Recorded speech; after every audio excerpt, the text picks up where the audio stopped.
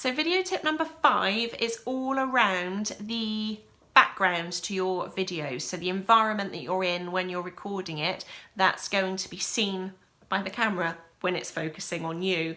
So have a think about what your brand says, who it's talking to, and what its values and essence is.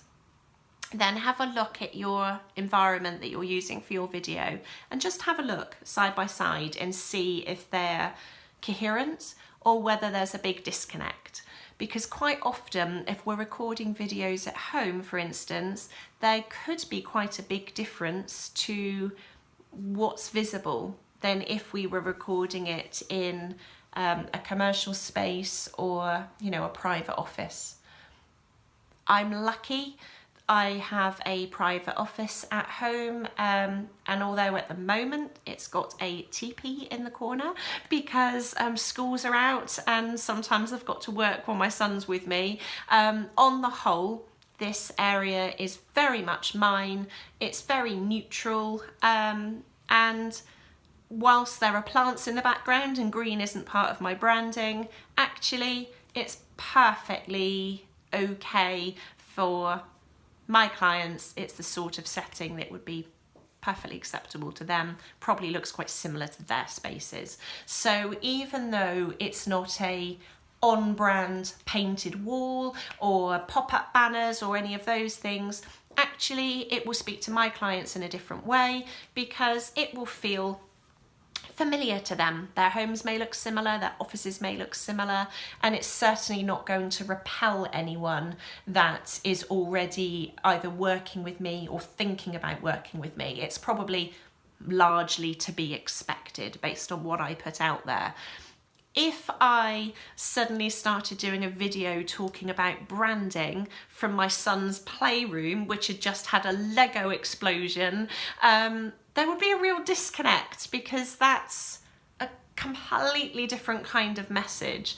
But if I was recording a video on juggling, how to manage this time with workloads, with children at home, etc., etc., then it would make sense. So think about your messaging, think about your brand, and then think about how it's going to come across to your audience. Because when you have a personal branding photo shoot, every single detail is taken into consideration by myself, from your styling, what you're wearing, to what the backdrop is, to what you're holding, to the expressions and all of the rest of it. We will have gone through all of that with a fine-tooth comb to make sure that the messages you're sending out are the ones you want your clients to be receiving.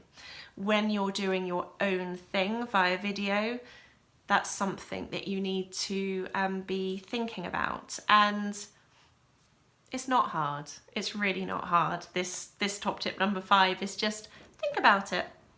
And if you can change the camera angle to make something more appropriate, it's totally worth doing. I'm sat this way today because if we were the other way, you would be having a backdrop of my son's teepee. What would be the point in that? So it's just thinking about those things to be able to stay consistent and keep your messaging subliminal, such as what's around you in the background, as well as what you're actually saying, all nice and cohesive, and so that you're not confusing anyone, because confused minds say no. We do not want to confuse our clients. So I hope that's helpful. Any questions, or if you need advice on what to do with the setup that you've got, I'm happy to help. Just let me know. Bye.